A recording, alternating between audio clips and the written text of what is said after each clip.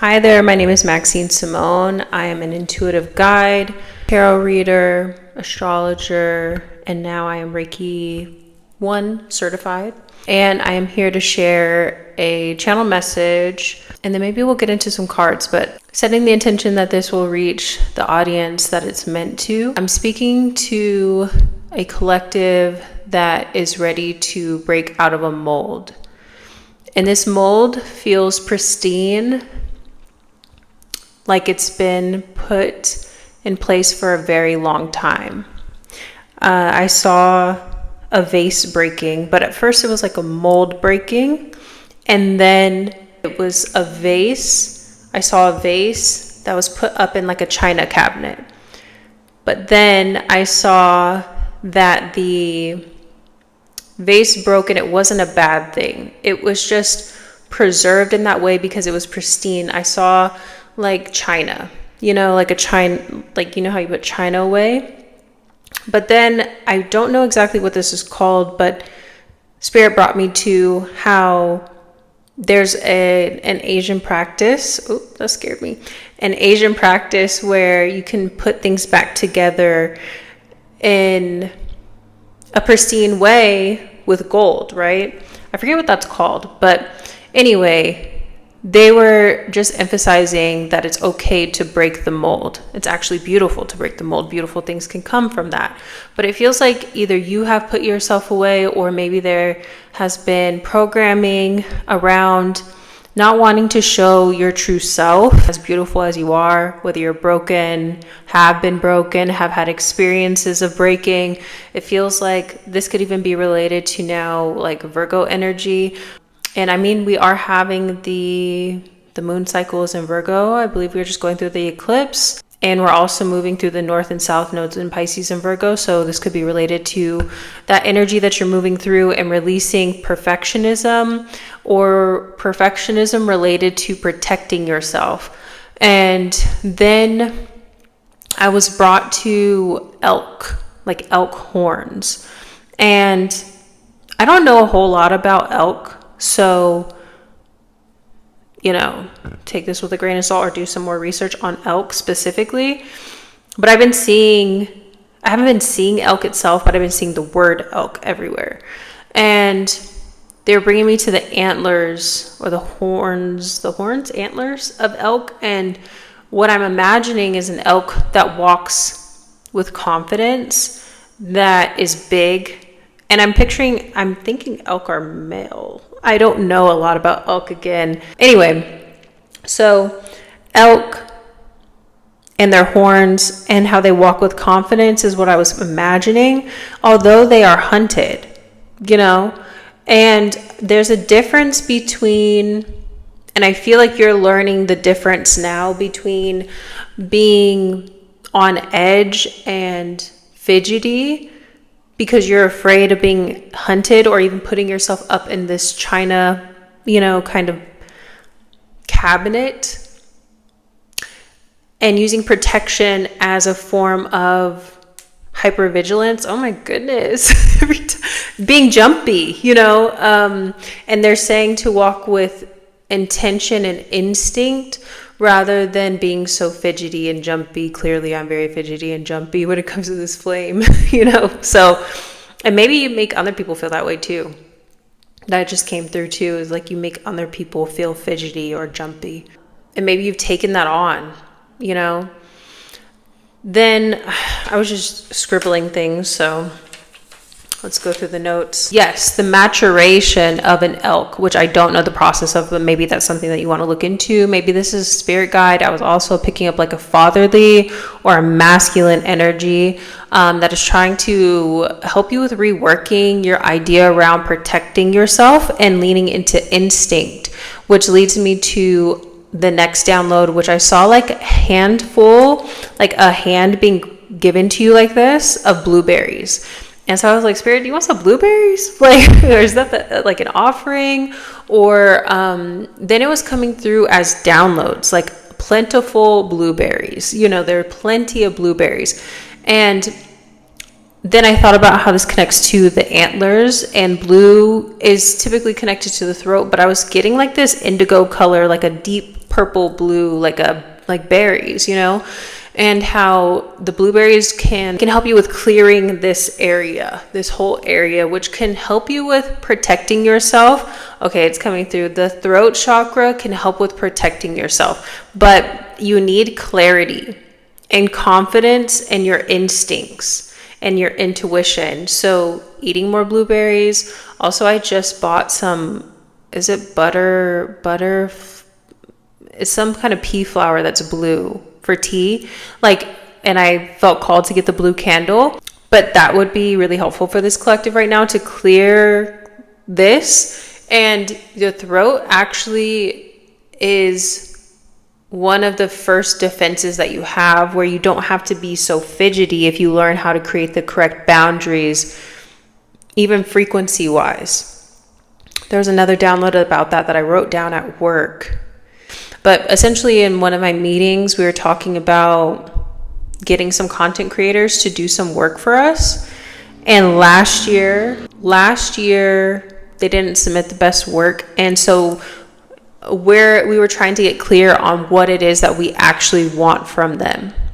And my boss said something about not going back and forth with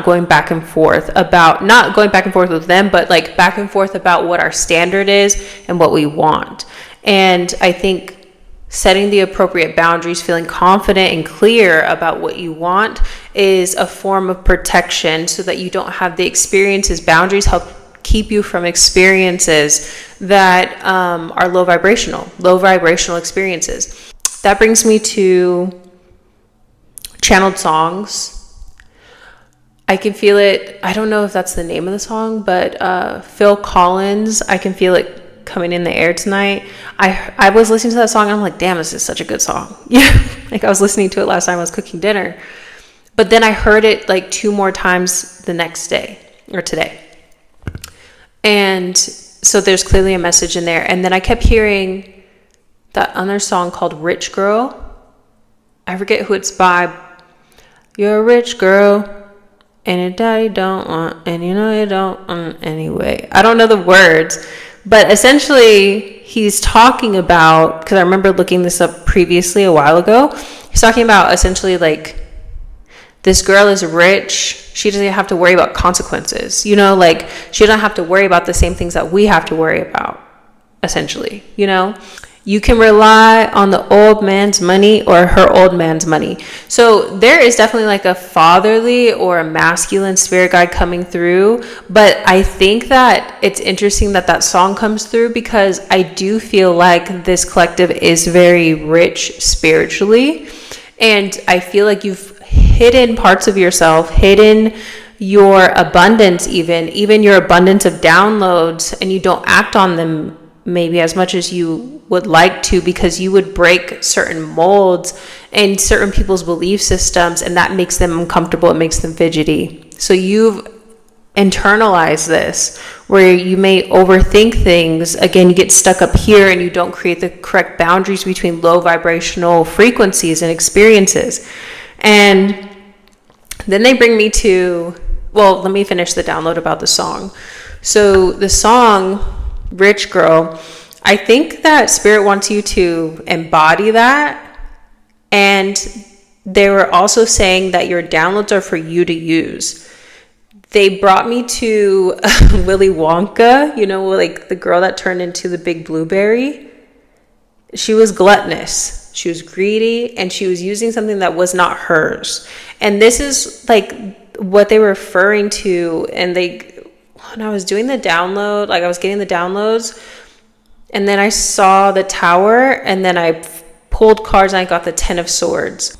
So this could have been a repetitive pattern where you learned, and this is the story that you tell yourself, that you have to keep yourself up in this china cabinet. You can't break the mold. You don't always act on your downloads. You don't trust yourself over the projections that people have put on you, because people want what you have, but they don't know how to use what you have, because those are your downloads, those are your ideas, those are your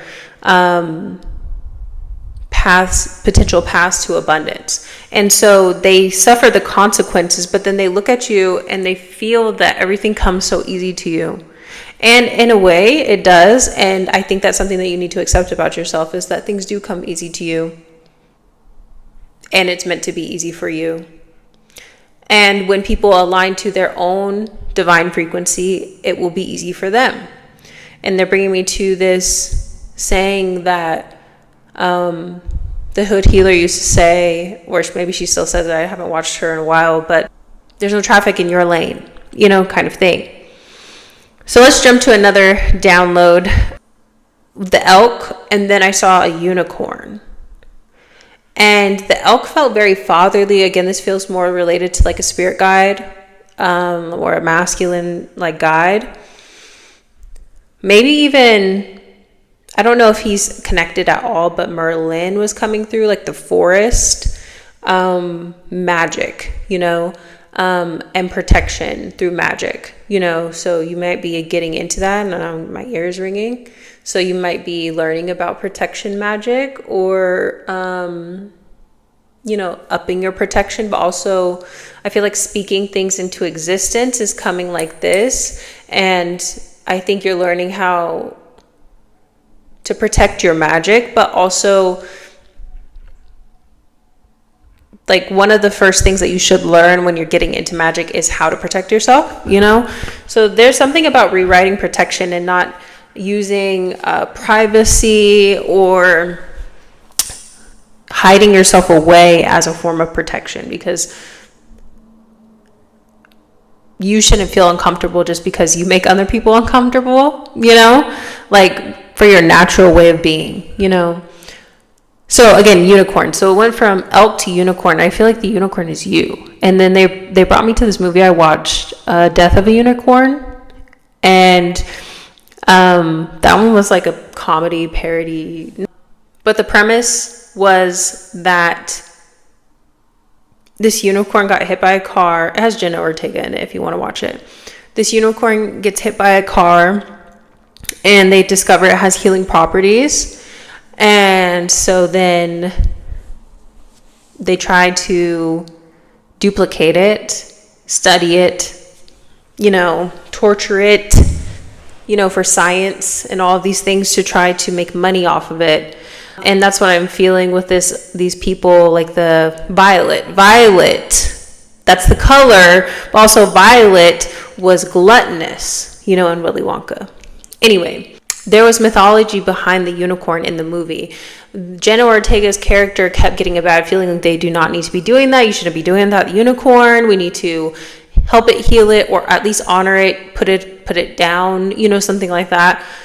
But there was already mythology that she stumbled across that had the prediction that when this would happen at some point in time, that these people would come across this unicorn and do this to it, that there was also this shadow side of the unicorn and its family that would come after everyone that dibbled and dabbled in messing with this unicorn. So there's something about integrating your darkness and your light.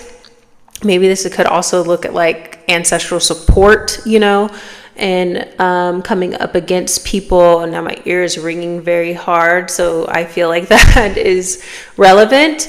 Ancestral support against those that were gluttonous or trying to use your spiritual gifts or your inherent abundance that they could feel they wanted, that they were gluttonous in some way. And then I got like elk perspective. I don't know if there's a special way that they can see or that they sense things, but again, they were leaning into like being instinctual. Yes, definitely eat more blueberries. I feel like I'm all over the place. Definitely eat more blueberries. At the end of the day, this collective, you are meant to expand and break the mold.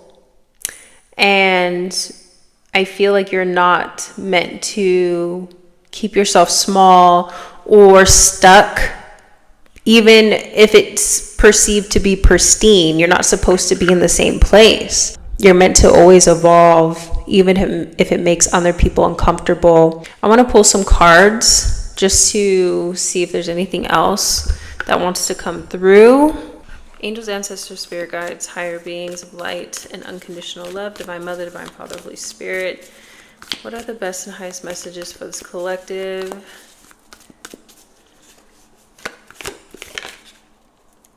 Anima Mundi.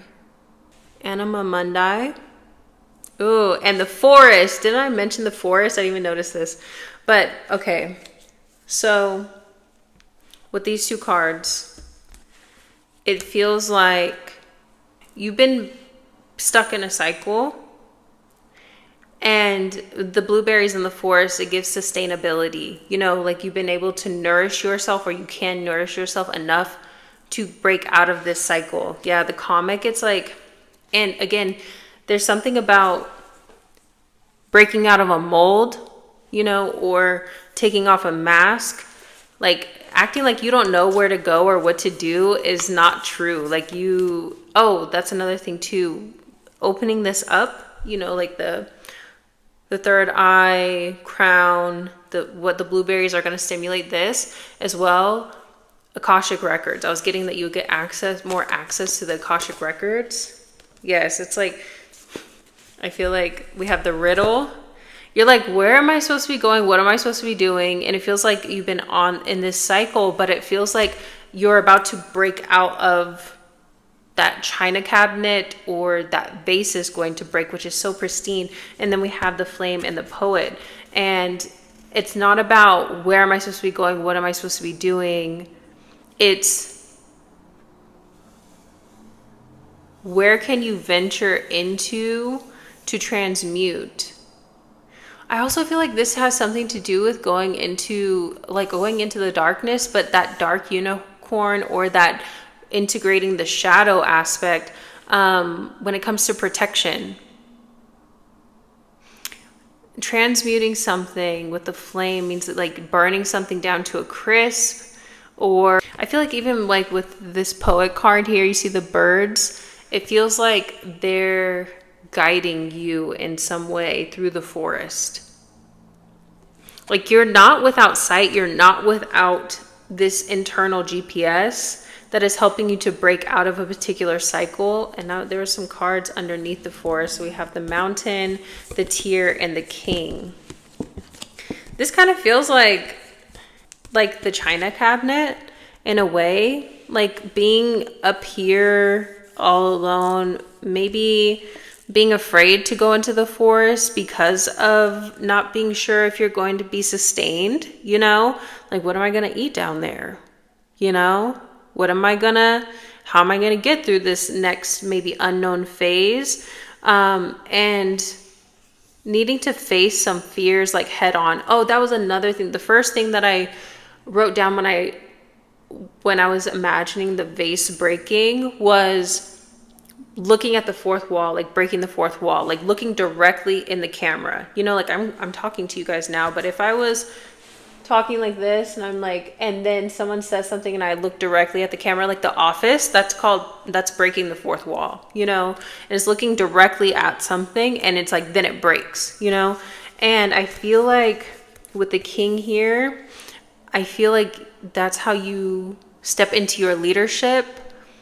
I also feel like this could be related to releasing shame. Like when somebody tries to shame you, like you're recognizing that frequency. When someone tries to project onto you, like we were speaking about before, I feel like Spirit is asking you to lean into it, like look directly at it, you know, rather than what maybe you've been doing that keeps you stuck in a cycle, that keeps you from going onto this journey, into this next phase that may be unknown, is you've been kind of just like holding yourself back and wanting to silence those that you feel like are nitpicking you by becoming pristine, rather than, and what's happening is you're silencing yourself. So again, the blueberries, and you're ignoring your downloads.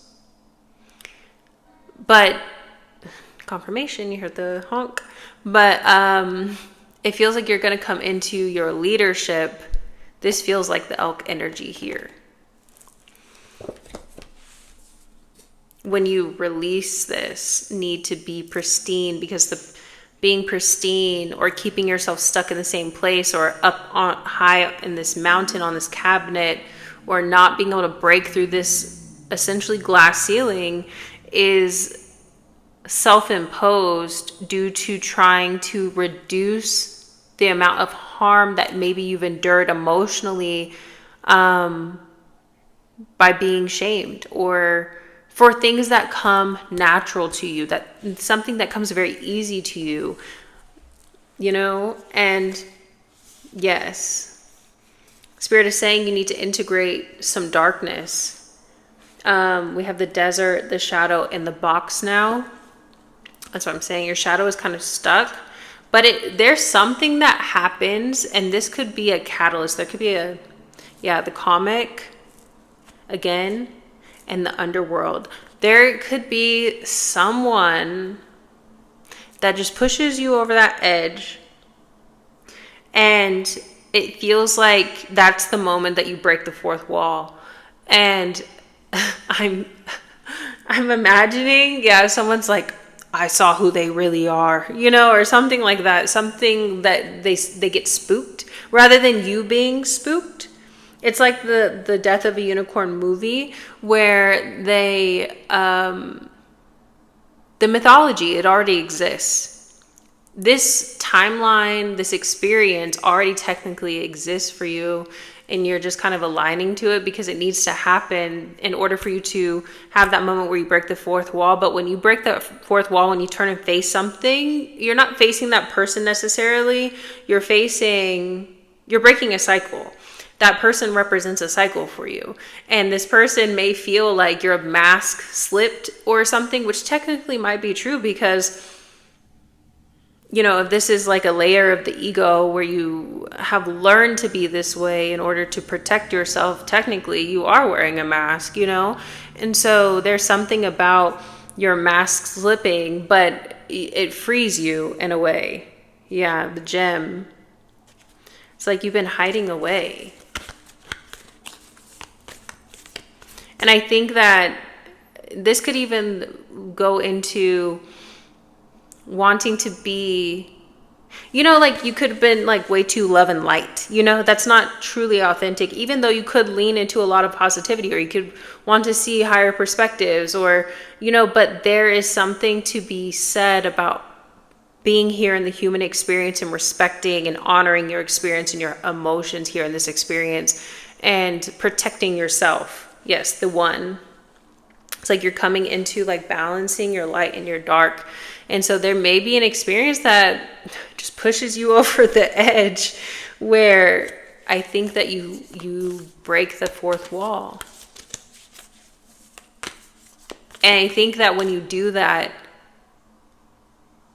you don't feel like you're being observed anymore. Now that's bringing me to like the Truman Show, you know? I actually haven't seen that whole movie. I always fall asleep when I'm watching it, or I try to watch it.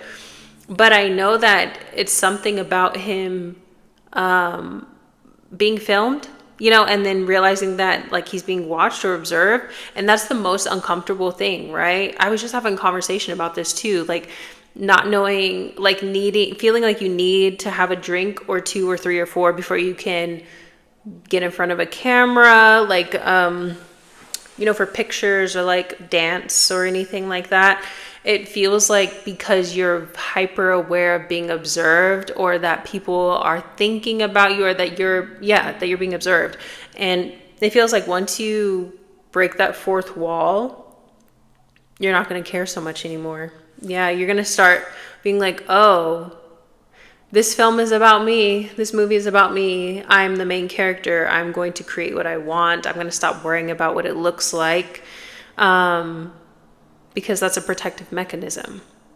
Technically, like on a higher level, a more expanded like level of consciousness, we are always being observed. We are the observer.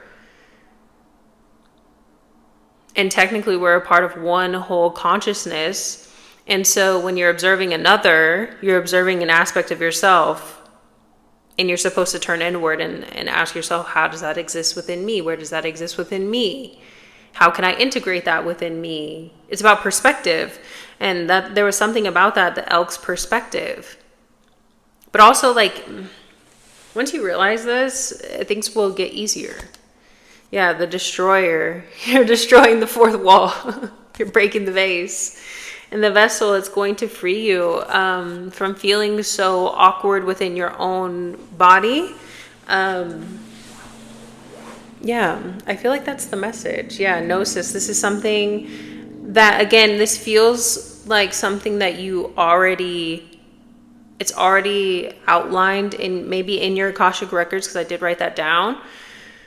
In your Akashic records, this experience is meant to happen, or this culmination of events to get you to this point where you break the fourth wall. I love this, the balancing of the light and the dark, you know, the balancing of being here in the human experience, this darkness, but you being this light and understanding this higher perspective, but then also being able to be here in this experience while understanding this higher perspective. And I love that this little purple thing here reminds me of a blueberry. I feel like that is the message, and that is what is going to help you. The shapeshifter is going to catalyze you to change in a major way, to where I feel like you're not going to feel as many limitations, you know, self-imposed limitations, which again, if we're a part of the bigger whole, like one big conscious mind, when we think that other people are judging us, we're really judging ourselves. And that's why it is self-imposed limitations, you know, because those things only hold weight if we allow them to hold weight, you know? And then when we allow ourselves to live in a more free and expressive way, then it also frees the other that is observing us as a part of the one big conscious mind. You know what I'm saying? Does that make sense? And doesn't it feel so freeing when you observe, especially if you're like leveling up in consciousness and like, you know, you're at the point where you can appreciate somebody else's authenticity and freedom and not be triggered by it. You'll find that inspiring and freeing, and not, you know, intimidating, or it won't make you uncomfortable and make you fidgety. If anything, it will call you to reflect and ask yourself, like, how can I be more authentic? How can I be more of me? How can I express myself too? You know, I hope that this is making sense. If you're interested in a personal reading, just send me an email. I am opening up my readings again, and I'm taking a little bit of a different approach with gathering the channel messages that Spirit wants to bring through, and then just kind of like supplementing with cards if I feel called to, or just talking, you know, letting what comes through need to come through. And I feel like that's kind of where the collective may be at as well, in different forms, different ways. This could be in how you dress. This could be how you wear your hair. This could be, you know, if you're a writer or if you create content, whatever, you know. I hope that this helps you, and I'm looking forward to doing this again. This was actually feels really good. I appreciate you for being here with me. Anywho, have a beautiful, blessed day. Bye.